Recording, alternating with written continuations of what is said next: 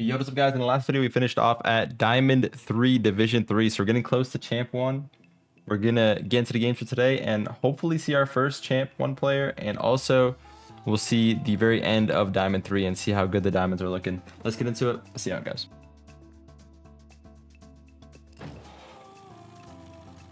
We're playing a 953, also a Diamond 3 player, and he's a streamer.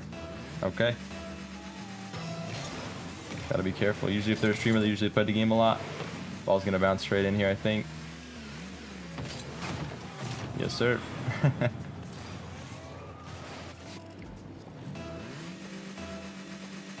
Once we get into the higher ranks, guys, I'll turn on the controller overlay, by the way.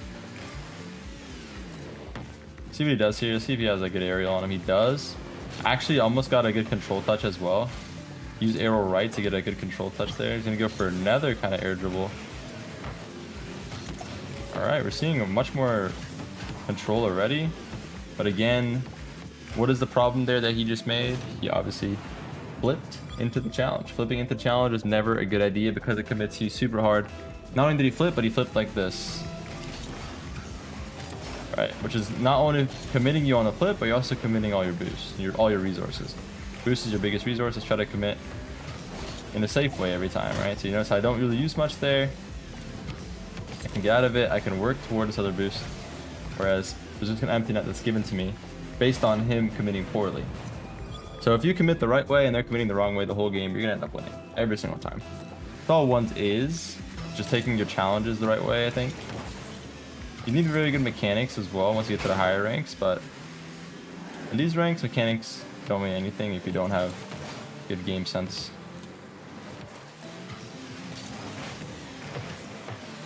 It's a good shot. Gonna jump the challenge. And again, you can see the problem that's happening over and over again. Every one of his plays is just too much of a commit, right? Pops it up, goes for the double jump, but he's just committing too hard. Got good mechanics too. You can tell he has good mechanics. Noticeably decent mechanics, but it's just a really big problem when your commit is that over the top every time.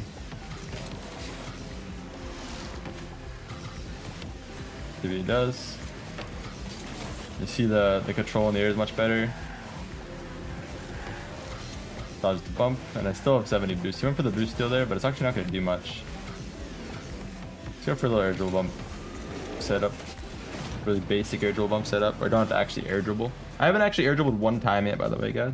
All I've done is stayed grounded. Take good challenges. Keep my eye on the opponent. Should just be straight in again. I haven't had to work too hard for these goals, to be honest with you. I don't even feel like I'm doing too much. And this is a Champ 1-ish player, by the way, guys. This guy's about to be Champ 1. Basically 2 games off. Diamond, guys, I'll be honest. If you diamond players that apparently can double flip reset and single flip reset, if you guys are still stuck in diamond and you can do those things, you're working on the wrong things. I'll be straight up honest with you. The time that you put into learning how to double reset, if you put that into actually learning how to play the game properly, you would easily break out of diamond. It wouldn't even be close. Guarantee you. But I assume those of you that say you can double reset and so on probably can't double reset that clean. It's probably like a bouncing ball that pretty easy to save for a better player. So again, I think you're working on the wrong things if that's what you practiced. And if you're stuck in a rank and you know how to do something like that, there's a much bigger problem in your efficiency. But you see how he's just kind of really aggressively committing on every single ball, right? Let's see how he saves the ball. If I take a shot that's kind of high up, let's see if he can save it well. And not a good save. I'm gonna go for a pop-up. Reason why it wasn't a good save because it wasn't saved into a safe location. That's a good save because it's saved into a good location, right? I hit this back into my own grasp. He's gonna have to go for an all-in commit, which is what I want because he's done that a few times. But baiting someone in, when they're doing that a lot, like if I can bait him into committing pretty hard for a shot, so like a good example would be like something like this. If I could bait him into like just coming full speed to this, he won't do it right now, it looks like, but it's actually a really good situation if you could just bait them into going for it. So I don't mind like dangling the ball in front of the net and just letting him come in to see what he wants to do. This should be over, right? Yeah. He's gonna go for my boost. I actually can actually create an empty net by just making him do that, which is kind of crazy. Again, when I'm challenging, when I'm in an awkward situation, I'm not flipping for the challenge, I'm single jumping. Allows me to recover quickly, allows me to get back down to the boost first. Always make sure you're single jumping in your challenges, especially the awkward ones. This is a perfect example of someone with decent mechanics, but he's just taking poor challenges, hitting a little too hard. So he's actually resorting to sitting in net now on the kickoff because he wants to get a free possession somehow. But the same issue still remains, and he's going for this all-in flip kind of play style. Good save, but again, it's not to the corner enough. I'm gonna hit a back wall. That was a good save. That was a good touch.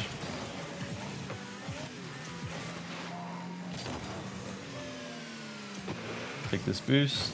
Big challenge here. Let him go one more time. If he goes for any kind of shot here, it would be good. It's going to be a good bounce for him though.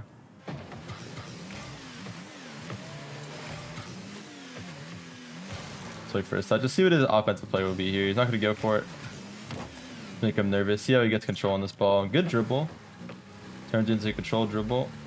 It's actually messing up the dribble a little bit. Wait for what he does. Just backflip. Again, I'm just shadowing here, so I'm just staying in front of the ball, between the ball and my net, basically. But eventually it will mean that the ball either hits me or he flicks it and it comes to me for free. And again, what can we learn from last video when I was talking about having a big lead? We're up 8 goals. You can kind of assume he's not going to back off too much. He's backing off here, actually, which means we can go for a little bump play to create more space. Play it around him. I know he's going to commit because he's low on time here. And a big gap to make up, right? Probably going to go toward net pretty quick. Again, you can assume based on time, he's going to make his play toward net. There's no reason for him to go toward a corner or try to take a boost first and try to get a goal. I think he knows it's obviously pretty hopeless in terms of time left. Nice. All right, good first game. Pretty solid stuff, and it was actually a really good one to learn from. You guys can see just the difference in play style in terms of what he's committing for versus what I'm committing for. How often was I left out of the play? How often was I left stranded trying to get back in an awkward position? It's very rare, right? Good first one. Let's get into the next one. We are 1 division off of Champ 1 now. All right, we got 1,000 MMR player already. That is Champ 1. 1,000 MMR is Champ 1. Try to dribble him a bit. Now I gotta watch out for the mechanics. It might start ramping up. They'll create an angle. Game just started, so we can assume he's gonna play a little passive, a little standoffish. Good control, good touch, good car control there. Does he come out to meet the ball? He doesn't. He opts for defense, which gives me some time to go for another shot. Really good save again, but another time to go for one more shot. There we go. And that's what I was talking about earlier on in the series. The skill increases a lot once you reach every new gap, right? Once you reach the first diamond player, the first champ player, first grand champ player, it's a big increase in skill. And you already see that. Like, those are 2 incredible saves. Let him go for a shot here. He had double tap attempt already, so this is what I was expecting out of the diamonds. We're seeing it now out of the first champ player we're playing. Very solid player. Very good. I'm still not going to do anything too crazy yet. I just want to go for good challenges and taking advantage of his overcommits. Show you guys it's kind of all you need. As long as you have, obviously you need a really solid fundamental basis for mechanics, but see how he tries to flick, and I can show you guys that from his perspective after this. I'll show you that all from his perspective after this. I think that's a perfect example to show you how quickly he panicked, and the reason why he panicked is because he couldn't see me. I can almost guarantee you he lost vision of me for that second, and he tried to panic flick.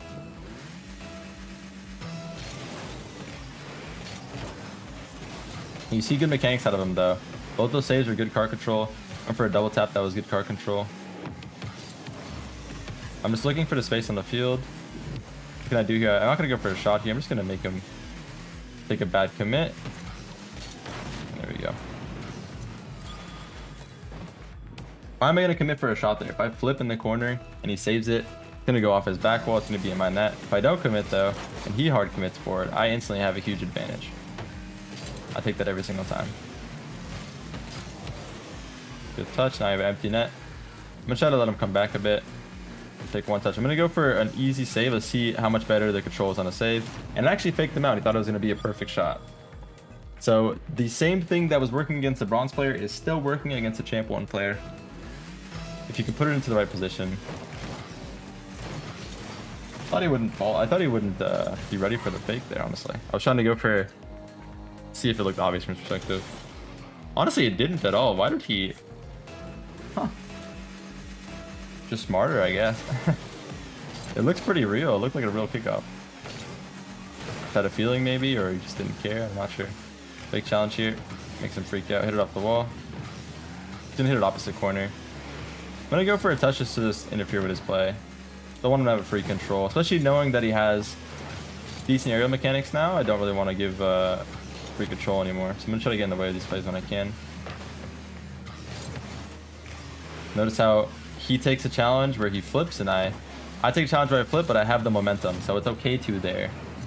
But on his challenge, he doesn't have any momentum, and he's flipping, which is gonna make him stuck in the air for like a second and a half, which is just too much. Way too much to commit there. Take my time. Should get back to this. I want to let him commit a little bit harder here. I want to see what he does if I just rolls toward him. Does he pop it into an air dribble? Can he do that yet? I feel like he can.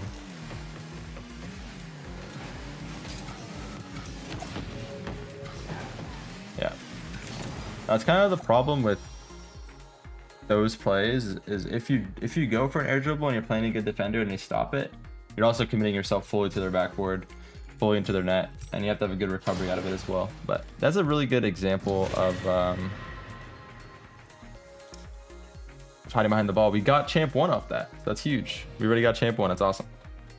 Getting up there. We're already up into the 1,000 elo margin now, which is pretty cool. Let's take a look at what I was talking about there to see if I can show you guys what I mean. I'm not sure if it's as good as an example as I'd want it to be, but let's see. I think it will be.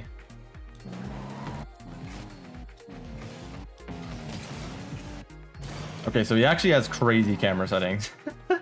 He actually has insane camera settings, I'm not gonna lie. This guy can see everything. And he's also dribbling with ball cam on. So it wasn't actually a good example, he just messed up his flick. Wasn't a good example at all. He literally just messed up his flick. But these settings are not good.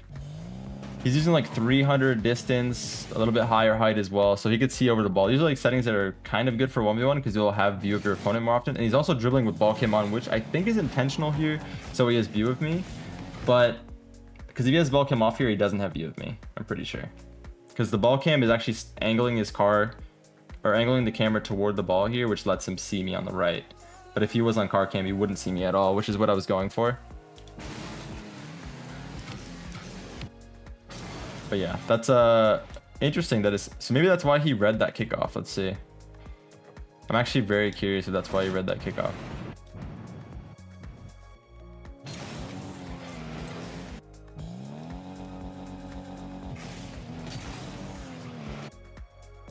I mean, you can't really see it though. I'm not sure why he went for that kickoff like that. But yeah, never mind. That wasn't a good example. I'll see if I can find a better example as I play these better players. But yeah, it's actually really rare you see someone dribbling with ball cam on. Some players have started to do that on purpose because it gives them some angles to view around the ball. Yeah, let's get into the last game of the video. We're playing someone that's also champ 1 now. Another champ 1 player. His name is Freak. He's going to be an absolute legend, I bet. Staying close. He has like a try-hard octane on. Try to control to the side. Let him get a touch to the left here. And always try to create situations where you could steal the boost off them next. You don't have to go for it. He actually did a good job. Fake that away. I'm going to try to hide behind the ball. That was probably a decent example of what I was talking about before. I don't see him at all. But if I take this angle, I do see him. And that's what you should be trying to do, is take that little difference in angle. It's actually a perfect example, by the way. I didn't see him, which is bad. I have to assume he's not going to go, but then I take this slightly different angle on ball cam off and I can see him, and that allows me to go for the flick timing. That was a perfect example. Fake here, let him freak out, and he does. Don't have to do anything crazy at all there. I could go all in for the shot, which is better not to. Why not let him get his touch? What do I know here? I know he didn't go for the boost. I know that if he gets his touch, I'm going to win the corner boost. He's going to be stuck there with 0. Worst case there for me is he gets the touch to the corner and I get boost. He has nothing. That's the worst case scenario. Oh, I wanted to go for... Okay, this was really troll, but I'll tell you guys what I want to do. I thought I had more time. He actually did good to stay close. I was going to go for a pinch with my back corner post into his net. That's what I was trying to do, but I thought he was going to be so much further away. I was trying to set that up on my stream the other day. Stream over on Twitch every day, by the way, guys. Really early in the day. I'm going to fake going for it that time. Go for the flick. Conditioning. Fake again. Fake again. Fake again. He's going to flick instantly here, I think. Yeah. Did a good job. Clicked at the right time. Yeah, I shouldn't troll. I was trying to set up like a really trolly play there. Obviously, you shouldn't do that. I underestimated how fast he'd be back there. My goal is peak if you do get it, though. And again, I'm not going to go for a dribble yet, even though I do think this guy is capable. Still creating that ground dribble to either corner is what I'm going to be opting for. Until I see someone going for like flip resets pretty consistently, I'm going to go for this ground play. Try to outplay on the floor.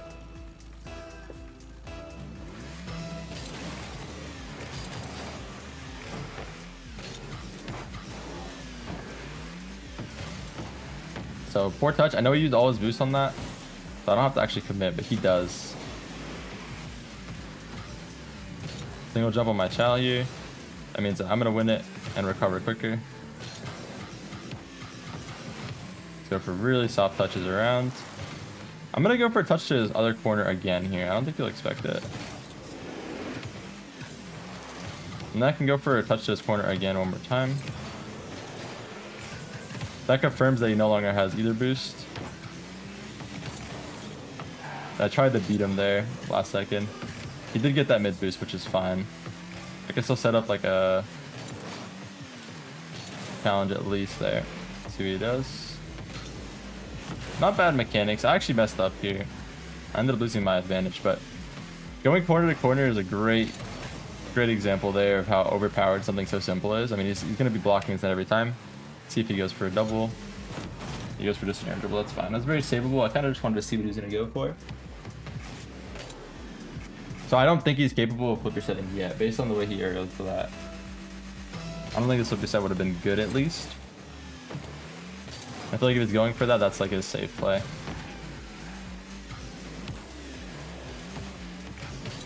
So I technically could go for air dribbles now. Do I want to do it yet? Don't think I should.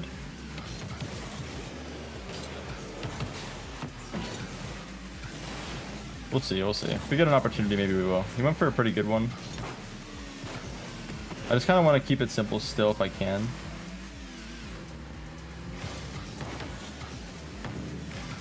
Trying to like prioritize challenge timings and stuff like that. See if he goes for a shot here. Doesn't go for the immediate shot, which is actually the better play. So a lot of improvement offensively this game that we're seeing out of him. Nice. He's actually going for a buff all the way back too, so we're seeing a lot of the right things out of him. Pretty exciting to watch that there's actually like a really big increase in skill happening every game.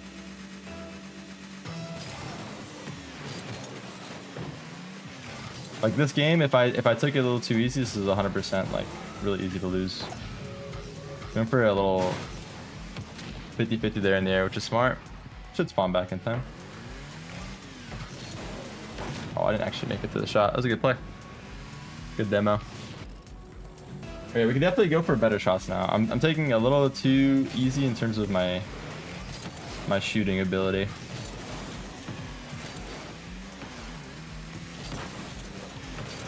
Like he's taking some really good shots off ground bounce dribbles and stuff like that. Nice, I'm gonna fake this one. Did a good job to get control of it. Nice. Try to stay close and not give him time to get forward with that. Yeah, we'll ramp up our shooting a bit. based on what we're seeing. Trying to evolve with everybody else. So this guy's like already hit a good air dribble this game. His challenges have gotten a lot better compared to what we've been seeing. Gotta wait for this touch to go up. Take another shot here. Nice. We're just trying to amp up our speed a bit. Take some more shots that, you know, these guys are gonna have trouble saving. Obviously, we can't go for just those little pop-up shots as much anymore. We definitely still try it. Let's try to go for one that's a little more basic. These insta turns, and he's also lower on time here, and we have a 2-goal lead, so we know he's gonna insta turn more based on that tendency that humans naturally have. You know, we're down a goal, we're just gonna go balls to the wall, hope for the best. And we gotta start throwing a little bit better kickoff as well, I think. Fake Chell here. Again, keep my eye on him. This actually will work really well against the way he's playing, by the way. Gotta watch the bump.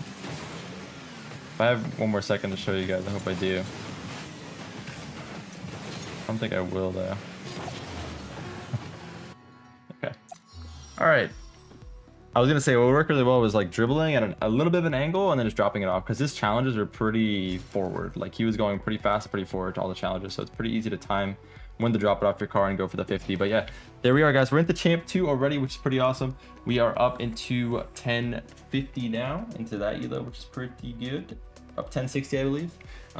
So that would bring us to, you know, about 200, 300-ish elo. It would be about 300 elo from SSL. So at this rate, guys, we're not too far away, honestly, if things keep up at this rate. But I think we're going to run into some tough players into the GC SSL range. There's a lot of pros that don't even reach SSL in ones, guys, because it's that difficult once it gets up into the high GCs close to SSL. It really is a hard mode, guys. There's players that just play nothing but ones. They have a very good ones play style, but they're not as good in a team environment.